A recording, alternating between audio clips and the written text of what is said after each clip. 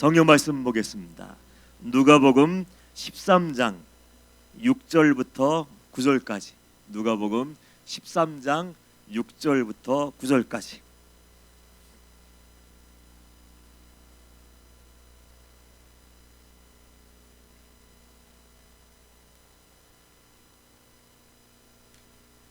교독을 하겠습니다. 6절. 이에 비유로 말씀하시되 한 사람이 포도원에 무화과나무를 심은 곳이 있더니 와서 그 열매를 구하였으나 얻지 못한지라.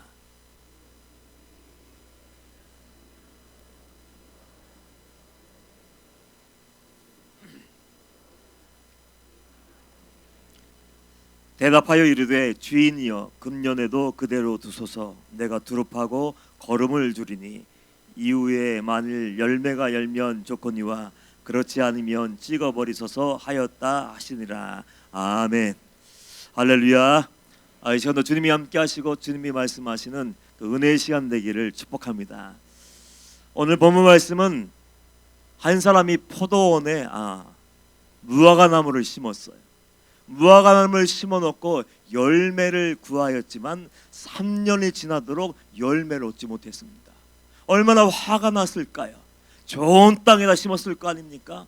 열매를 얻기 위해서 좋은 땅에 심어놓고 최선을 다했을 텐데 무려 몇 년 동안요? 3년 동안.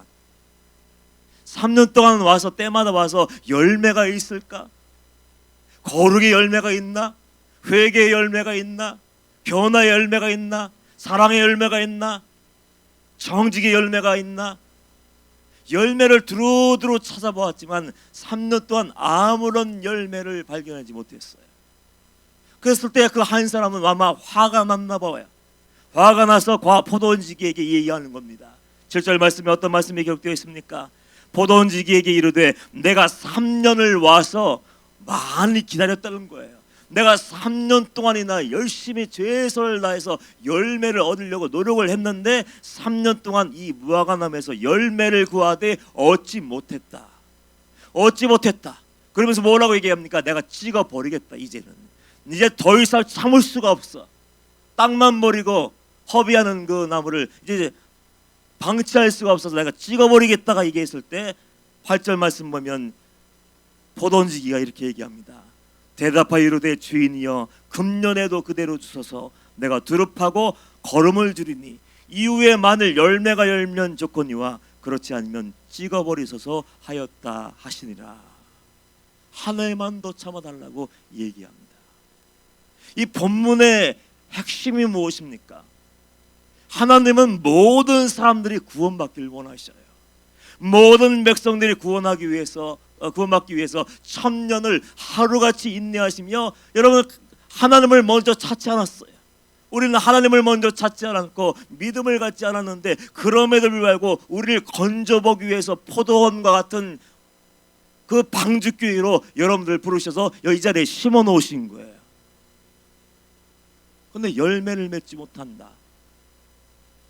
그러면 하나님은 모든 사람들이 회개하고 돌아와 변화하고 열매 맺기를 원하시는데 열매 맺지 못한다면 하나님은 하나님의 인내가 영원하지 않을 것이라고 우리에게 무섭게 경고하고 있는 거예요. 우리는 2019년이라는 새해를 맞이했는데 2019년이라는 이 새해가 하나님의 은혜로 주어진 기회인 줄 믿습니다.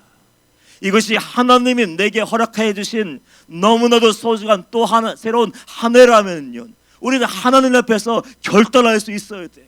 그냥 의미 없이 왔다 갔다 하는 것이 아니라 여기 가면 은혜 받을까 저기 가면 은혜 받을까 왔다 갔다 하고 내가 듣기 원하는 말씀에만 귀를 기울이고 내가 원하는 사람만 찾아내면서 팬처럼 환호하며 열광하는 것이 아니라 이제는 내가 하나님의 은혜로 택하심으로 인천 방직교회라는 포도원의 제일 좋은 자리에 그 심겨진 나무라면 열매를 맺어야지. 이제는 변화되어야지 하는 그런 결단이 우리에게 분명하게 있어야 되는 거예요. 열매 맺기 위해서는 어떻게 해야 됩니까? 다른 거 아닙니다. 열매 맺기 위해서 이 무화과 나무가 열매 맺기 위해서는 그 자리에 그대로 심겨져 있어야 돼요. 아무리 힘들고 아무리 고통스럽고 이해가 되지 않고 믿음도 안 생기고 그런다고 하지만 그 자리가 하나님이 나를 심으신 자리라면 그 자리에서 버텨낼 수 있는 저력이 있어야 돼요. 은혜의 자리에 있어야 그 영혼이 살아날 수 있는 가능성이 큰 겁니다. 종종 가다가 성도님들이 저에게 와서 그런 얘기를 하더라고요. 목사님, 이제야 말씀이 들린대. 5년이 지났는데 목사님 이제야 말씀이 들려요? 어떤 분은 제가 놀랐어요. 목사님 10년이 지나니까 이제 들려요. 방직교회에 대한 소문이 들렸을 거예요. 인천 방직교회에 가면 십자가의 말씀이 증거되고 좁은 문의 말씀이 증거되고 회개의 말씀이 증거된다. 그러다서 예배를 드리고 말씀을 듣는데 들으니까 별것이 없대요. 처음에 와서. 우리 박보 목사님 같은 경우도 그렇게 설명하더라고요. 의사 선생님 하다가 은혜 받고 돌아왔던다. 그 얘기, 그렇구나, 그럴 수 있구나, 이런 식으로 매주일 회개를 강조하고 매주일 심판을 얘기하며 매주일 천국을 이야기하며 지옥을 얘기해도 그래, 그런 말씀 있지, 그러고 말았다는 거예요. 마음에 감동이 되지 않고 마음에 부딪힘이 없고 양심에 찔림이 없고 그저 고개만 끄덕거리며 은혜 받았네, 그렇게 사시는 목사님이 있네, 감동받았네, 때론 눈물 찔끔 흘리고 그렇게 돌아갔었는데 어느 날 똑같은 말씀을 똑같이 듣고 있는데 그 말씀이 귀로 들려지고 귀로 사라지는 것이 아니라 그 말씀이 여기 마음으로 들려졌다는 거예요. 마음으로 딱 들려지는데 그래서 이 말씀을 들어야 되는구나. 그래서 이 말씀, 회개의 말씀, 구원의 말씀, 변화의 말씀이 들려줘야 내 영혼이 깨어나고 내 영혼이 살아야 내가 천국 갈 수 있는구나. 그것을 이제야 깨달았는데 5년 걸렸고 어떤 분은 10년이 걸렸다는 거예요. 여러분들 이천방직교회 오셔서 힘든 분 많더라고요. 날마다 회개하라고 얘기하죠. 법문만 바꾸고 바뀌었지 항상 결론은 똑바로 살아야 됩니다. 혼나고 가는 것 같죠? 아닙니다.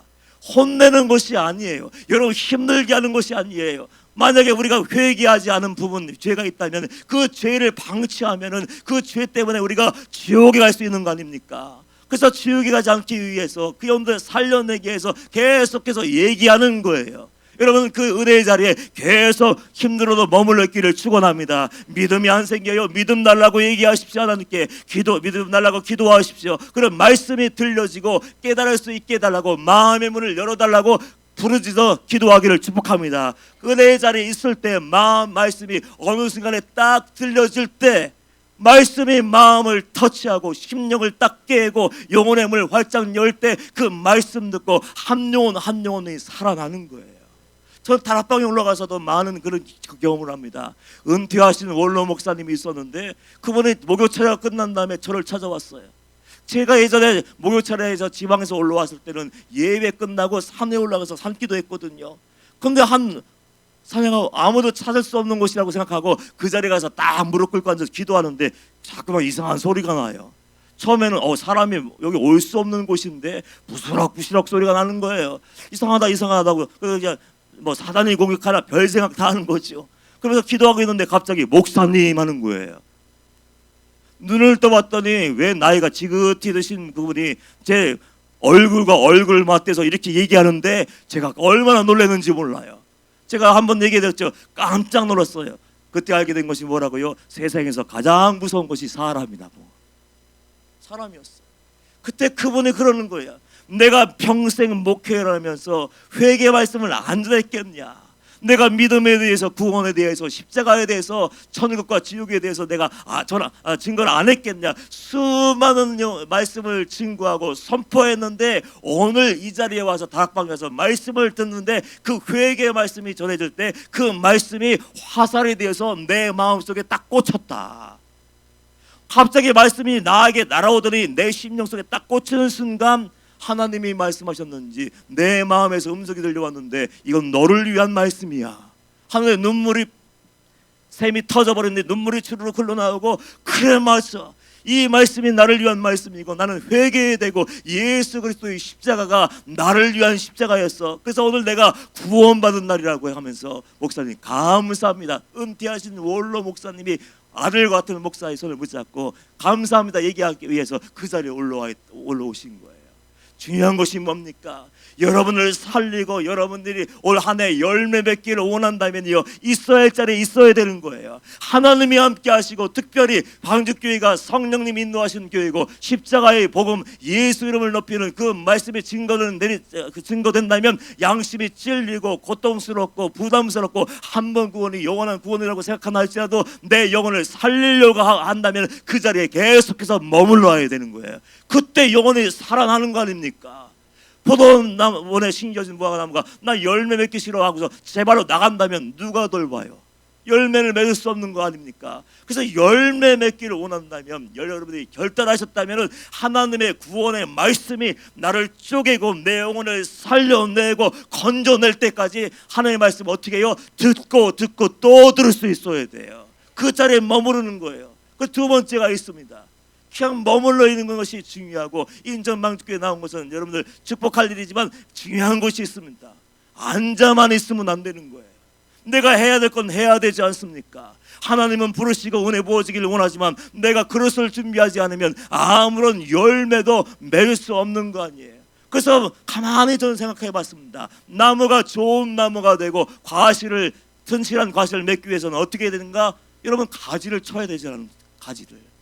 제일 무려 해야 될 게 뭐예요? 은혜의 자리에 가만히 머물러 있는 것이 아니라 우리가 말씀 듣고 깨닫고 깨우치고 어떻게 돼요? 잘라버려야 할 것은 과감하게 딱 잘려내고 도려낼 수 있어야 돼요. 그게 아프고 손해보고 창피하고 부끄럽고 할지라도 과감하게 싹둑 자르지 않으면 우리는 절대로 하나님이 원하시는 영혼의 아름다운 열매를 맺는 그 나무가 될 수가 없는 거예요. 아버님이 은퇴를 하시고 시골 한적한 곳에 주택을 구입하시고 정원을 꾸미셔요. 일부러 그것을 택했습니다. 왜냐하면 은퇴하신 뒤에 목사님들, 그냥 아파트에 계신 분들 죄송하지만 일찍 소설하시더라고요.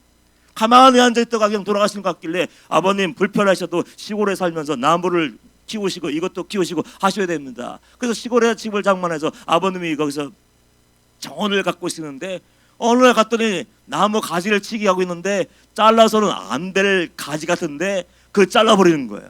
제가 아무것도 몰라요. 조경인지 나무 키우는지 거기는 아무것도 몰라요. 화분 하나 갖다 놔도 이걸 죽이는 게 제 사명인지 살질 못해요.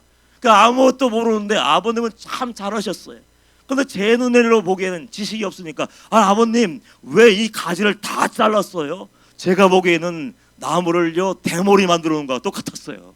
가지를 이건 남겨놔야 되고, 이 가지도 튼실한 가지인데 남겨놔야 되고, 이것도 그냥 나와야 좀 나무 같은데 그걸 다 잘라버렸어. 아니 왜 그런지 이해를 할 수 없더라고. 근데 아버님이 그러셨어요. 나무답게 키우려면 이렇게 해야 돼. 그러고서 지나갔는데 궁금증은 사라지지 않았어요. 근데 어젠가 그저께인가 조경하는 분 그 영상을 제가 우연히 보게 됐는데, 그분도 역시 과감하게 싹둑싹둑 자르는 거예요. 그러면서 옆에서 묻는 사람에게 한마디 하는데 이렇게 얘기하더라고요. 내가 원하는 나무를 만들기 위해서, 내가 원하는 나무의 모양을 만들기 위해서는 과감해야 되고, 나무 키우는 사람은 담대해야 된다. 그래서 아낌없이 확실히 들면 다 잘라버려야 나무가 나무의 가치가 있는 나무로 성장할 수 있다고 이렇게 얘기하더라고요. 영적이더라고. 우리 영혼도 마찬가지. 여러분 포도원에 심겨진 나무가 되었습니까?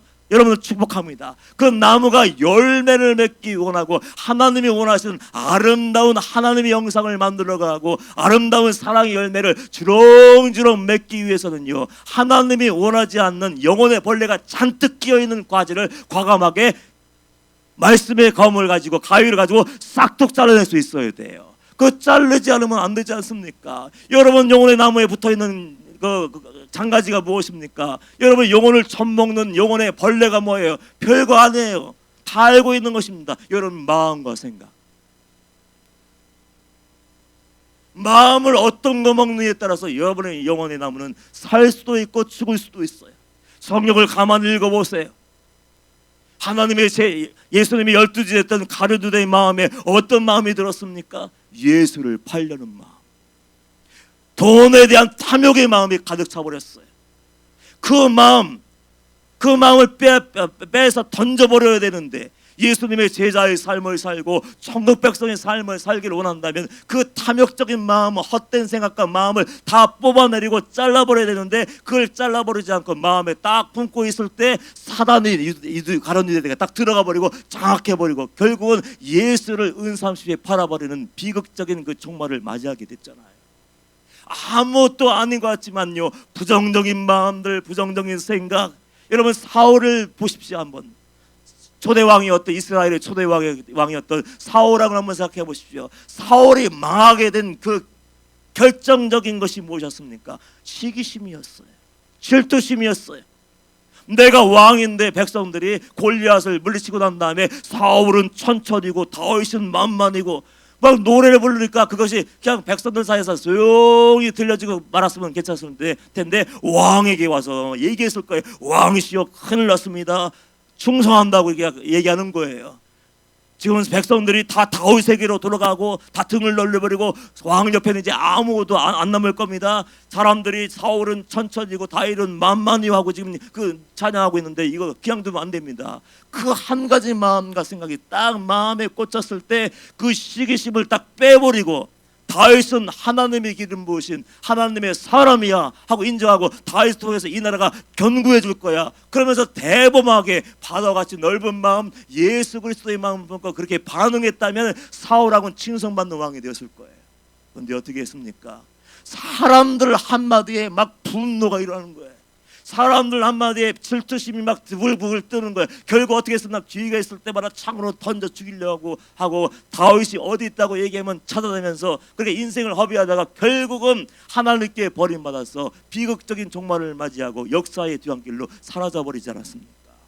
여러분들이 하나님 앞에서 생각하셔야 돼요.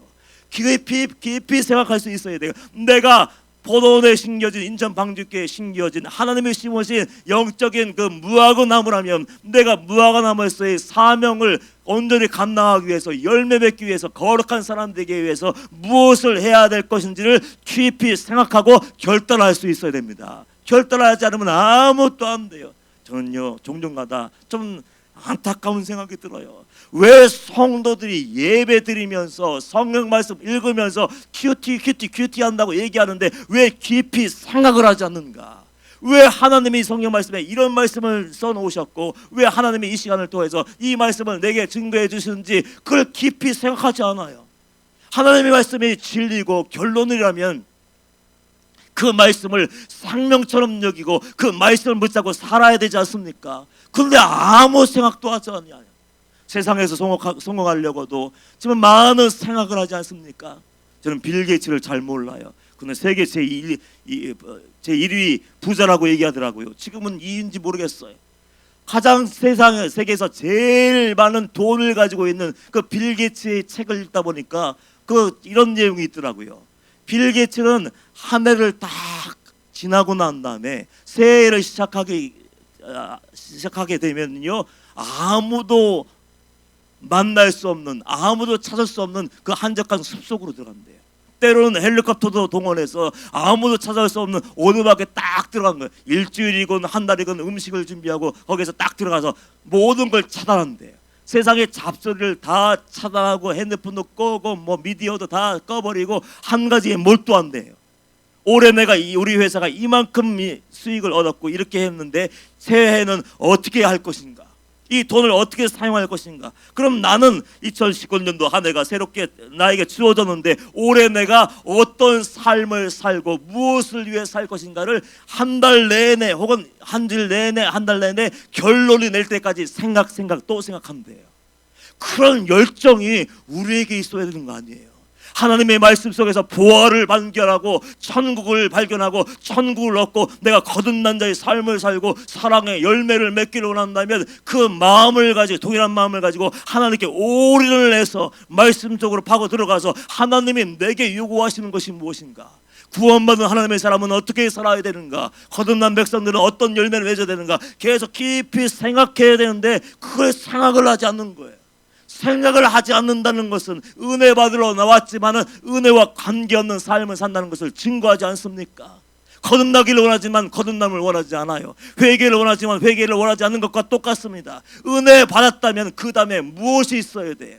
내가 회개했다면 그 다음에 무엇이 있어야 돼요? 그냥 은혜만 받고 안심하고 앉아있는 것이 아니라 이제는 내가 하나님을 위해서, 내 영혼을 위해서 이렇게 살아야지 결단이 있어야 되는데, 그 결단과 생각이 없다면 날마다 제자리 땅만 허비하고 소비하고 무익한 종이 되어서 버림받았고 지켜버리는 비참한 신세가 될 수밖에 없는 거예요. 여러분, 깊이 생각을 하세요.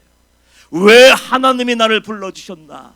왜 인천방직교회로 불러주셨나? 왜 인천방직교회 강대상에서는 허구한 날 회개의 말씀, 거듭남의 말씀, 변화의 말씀, 천국과 지옥과 심판의 얘기가 계속 선포되는가? 그 이유는 한 가지일 거예요. 살려내기 위해서, 구원하기 위해서. 잃어버린 양 한 마리가 얼마나 생각하면 얼마나 마음이 아프겠어요. 그 영혼을 살리기 위해서 얘기하는데, 우리는 그저 내가 원하는 말씀만 듣기를 원하고, 말씀을 듣고도 은혜 받기를 갈망하면서도 아무 일도 일어나지 않은 채 그냥 왔다가 그냥 가는 거예요. 살려면 바꿔야 되지 않습니까? 예전에 처음 목회할 때 옆집에 집사님 한 분, 할머니 집사님 한 분이 계셨는데, 어느 날 밤 12시가 되었는데 대문을 막 동네 사람 다 깨게 막 두드리는 거예요. 그래서 너무 놀라서 동네 사람 다 깰까봐 정말 후다닥 하고 나갔더니 얼굴이 사색이 되었어요. 전우사님 저희 집에 좀 가보세요. 저희 집에 좀 가보세요. 그래서 영문도 모를 채 밤 12시가 넘었는데 옆에 있는 그 집사님 집에 갔더니 난리가 난 거예요. 그 아들이 있었는데 그 며느리하고 싸웠는지, 어떻게, 여러분 싸워도 신사숙녀처럼 싸워야죠. 어떻게 싸웠는지 모르지만 그 며느리가 그만 농약을 먹었는데 그 농약 중에서도 제일 독한 제초제를 마셔버린 거예요. 그러니까 방 안에 들어갈 때부터 그 냄새는 너무 역겨워서 맡을 수가 없어요. 온 바닥에 파랗게 됐고 옷은 다 젖고, 저도 몰랐는데 그것을 빨리 제거하지 않으면 몸속으로 다 스며들어서 독성이 강해서 문제가 생길 수 있다고 하더라고요. 근데 아무것도 모르니까 일단 119 부르고 대학병까지 가서 치료하는 장면을 그냥 본의 아니게 다 보게 됐어요. 같이 가면서 거기 들어가서 가자마자 막 물을 들이붓고 막 씻겨내고 옷을 갈아입히고 막 이러더라고요. 그래서 왜 저 하는지 몰랐는데, 그 사람을 살리기 위해서는, 농약 먹은 영혼들 살리기 위해서는 그 위 속에 들어간 그 모든 것을, 독소를 빼내야 된대.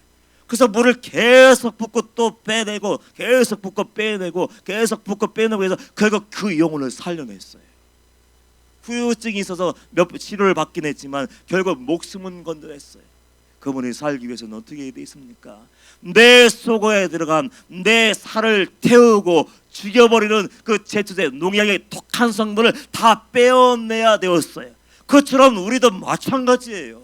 너무 쉽지 않습니까? 어려운 게 뭐 있어요? 꼬운 것도 아니지 않습니까? 내 영혼이 살기 원하고, 처음부터 얘기할까요? 예수 믿기로 결정하고 이 자리에 나와서 은혜 받았다면은 은혜 받은 말씀 가지고 뭐 할 거냐는 거예요. 자리만 차지고 있을 건가요? 권리만 주장하고 있을 건가요? 은혜만 구할 건가요? 더 큰 은혜를 구할 건가요? 그것이 아니라 이제는 하나님이 기대하시고 예수님이 기대하시는 그 사람, 열매 맺는 사람으로 변화되어야 되는 거 아닙니까? 그 변화가 있어야 되는데 열매가 없다는 거예요. 그건 싸움이 없다는 거예요. 다른 말로 얘기하면. 여러분, 잔가지를 다 제거하시기를 축복합니다. 제가 목소리 앞에 아파서 좀 낯익해요. 버릴 것은 다 버렸어요. 술 먹는 거 습관이, 담배 피는 거 습관이에요. 제가 놀라운 얘기 해줄게. 부부싸움 하는 것도 습관이에요. 제가 어떤 전도사에게 그런 얘기를 했습니다. 제가 왜 이런지 모르겠어요. 습관은 습관으로 바꿀 수 있어요.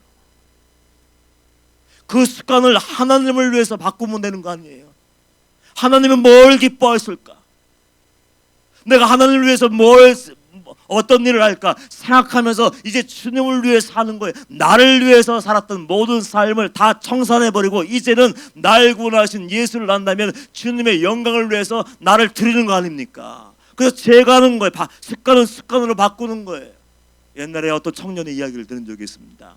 그 청년은 자리에 앉으면 무조건 곁에 있는 종이가 남아나질 않는데 무조건 찢어대는 거예요. 근데 자기도 왜 그런지 모르겠대요. 그러면서 정신과에 찾아다니면서 진료받는데 제가요 자리에 앉으면요 뭐든지 손에 잡히는 대로 다 찢어버리는데 왜 그런가요? 의사가 알 턱 있나요? 나 모르겠는데요. 여기 갔더니 모르겠대요. 원인을 알 수 없대요. 근데 어느 마지막으로 한 번만 더 가봐야지 하고서 그 마지막으로 간 병원에서 그 얘기를 했더니 의사가 가만히 듣고 있다가 한마디를 딱 하더래요. 하지마. 그게 전부였어요. 제가 앉으면 그렇게 하고 있거든요. 그럼 하지마. 근데 신기하게도요 하지마 했더니 네 하고 다음부터 그 종이를 찢지 않았다는 거예요. 마찬가지예요. 종이 한 장 차이와 같습니다. 여러분이 하나님 앞에서 예수 믿고 버려야 될 것을 다 버리고 습관을 거룩한 습관으로 바꾸면 반드시 열매를 맺을 수 있어요. 여러분 그래서 올 한 해는 어떻게 됩니까? 두릅하고 걸음을 주는 심정으로 하나님이 기뻐하시는 습관, 거룩한 습관을 많이 만들면 되는 거예요.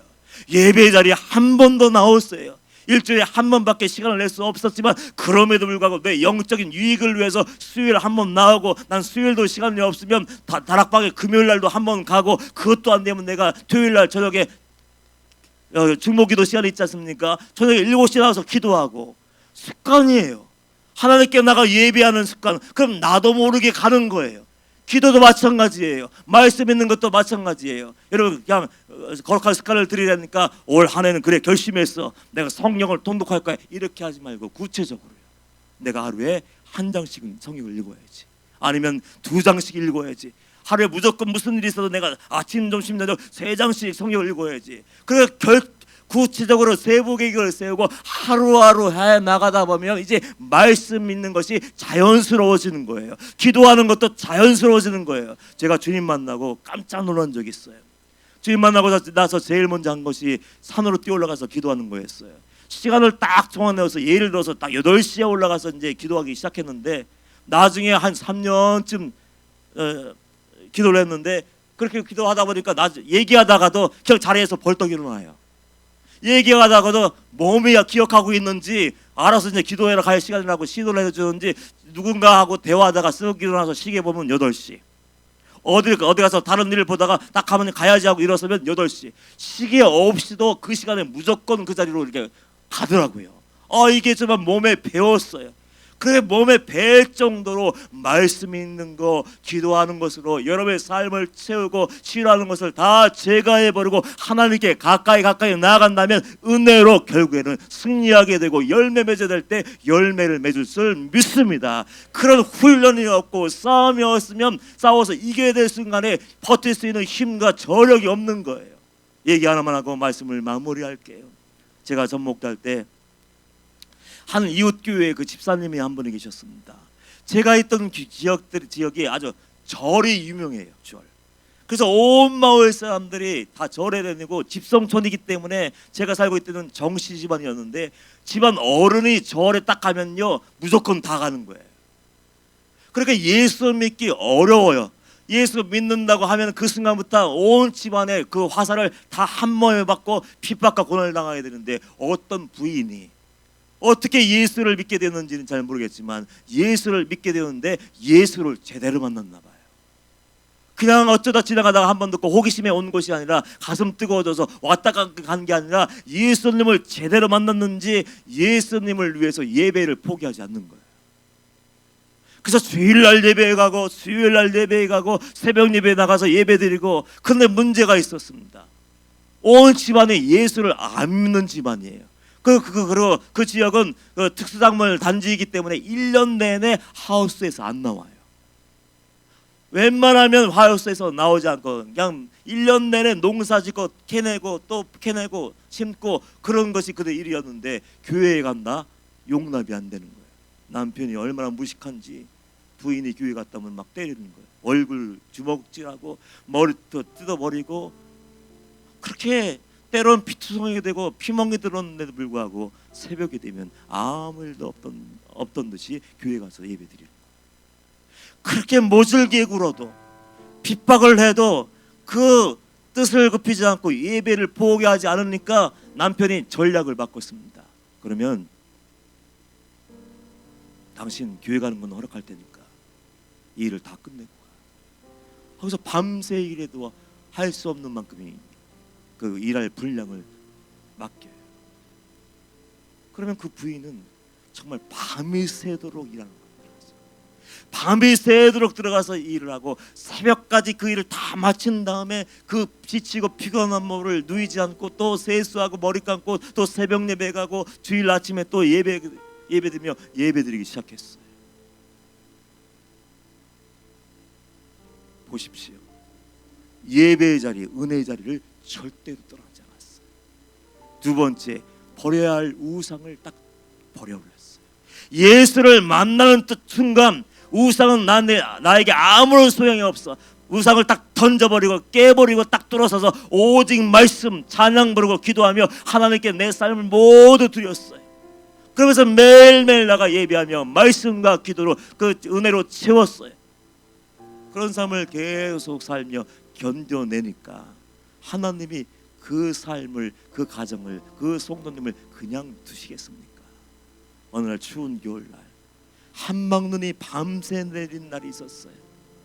그 농사 짓는 분, 비닐하우스 하시는 분들이 제일 두려워하는 게 한방눈이에요. 왜냐하면 수분이 많고 무게가 있기 때문에 무너지거든요. 그래서 밤새 눈이 내리는데 조마조마한 거예요. 아침이 밝자마자 나와서 온 사방을 딱 보니까 눈천지인데 온 하우스는 다 폭삭 주저앉았어. 그 무게를 견디지 못하고 다 주저앉아 버리고 다 구멍 나 버렸어. 그러면 한겨울 농사가 다 망친 거예요. 모든 사람들이 아우성 치면서 망해버렸다, 이제 끝났다. 그 성도님의 남편도 급한 마음으로 자기 바디님까지 달려갔어요. 달려가 봤는데 정말 이건 말도 안 되는 광경이 벌어진 거예요.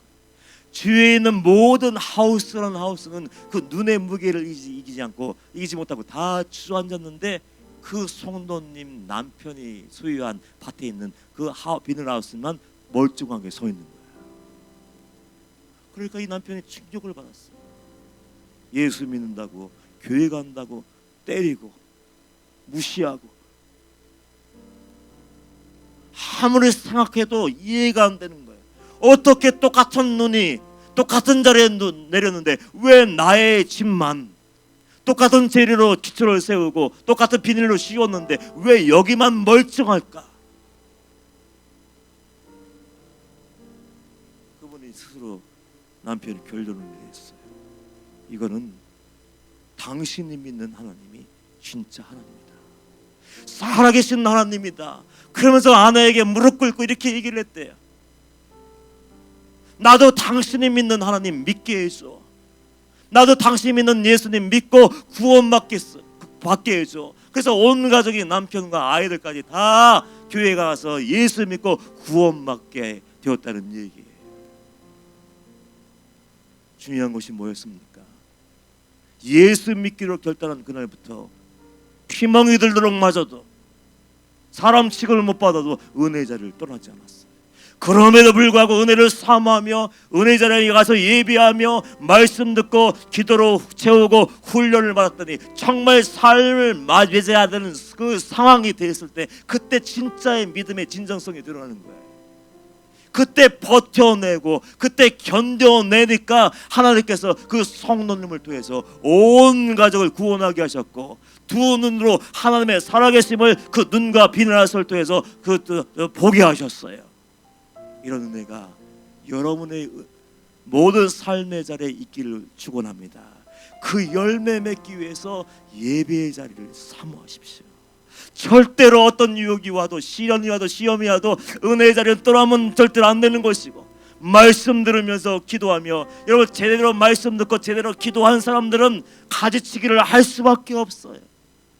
하나님께 가까이 가면 가까이 할수록 내 안에 더러운 것이, 포기해야 될 것이, 버려야 될 것이 선명하게 보이기 때문에 그걸 제거할 수밖에 없어요. 그걸 제거하면서 하나님께 가까이 나아간다면 결국 삶의 현장, 사건 속에서 하나님은 승리하게 하시고, 그때서야 비로소 하나님이 맺기를 원하시는 믿음의 열매, 사랑의 열매, 의의 열매를 맺게 되는 거예요. 그 열매를 사모하십시오. 여러분들이 포도원 지기의 심정으로 하나님 앞에서 그렇게 얘기하십시오. 하나님, 임철 목사를 한 해만 더 참아주세요. 여러분도 여러분의 입을 들어서 한번 얘기해 보세요. 하나님, 올해 한 해 아무개도 좀 참아주세요. 제가 더 말씀들이 듣고 더 기도하고 더 순종해보고 내가 하나님의 사람으로 바꿔보겠습니다. 이제는 내 지긋지긋한 내 옛 삶의 습관을 다 뽑아버리고 하나님이 원하시는 의의 열매, 사랑의 열매를 가득 맺어보겠습니다. 하나님의 진노의 잔이 부어지기 전에, 하나님의 공의의 잔이 부어지기 전에 여러분 하나님께 그렇게 가서 얘기하세요. 하나님, 나를 좀 한 해만 더 참아주세요. 하나님, 나를 한 해만 더 참아주세요. 이제는 제가 열매를 맺겠습니다. 하나님은 열매를 맺기를 원하셔요. 결국 그 사람이 구원받았는지, 그 사람이 진정한 믿음을 가졌는지는 열매로 알게 되는 거예요. 2019년도를 다 달리고 나서 하늘을 결산할 때 여러분, 하나님 앞에서 떳떳하기를 축복합니다. 할 말이 있기를 축복합니다. 여러분 때문에 여러분의 가정이 구원받기를 축원합니다. 인천 방직교회 때문에 이 인천 땅이 복음화되기를 축원합니다. 그 열매가 있어야 돼. 그러기 위해서 있을 곳에 있고 말씀과 기도로 채우시고 견뎌야 될 때 견뎌내셔서 하나님의 살아가심을 삶으로 증거할 수 있는 저와 여러분 되시기를 주님의 이름으로 축복합니다. 우리 성찬식 보혈을 지나 찬양하며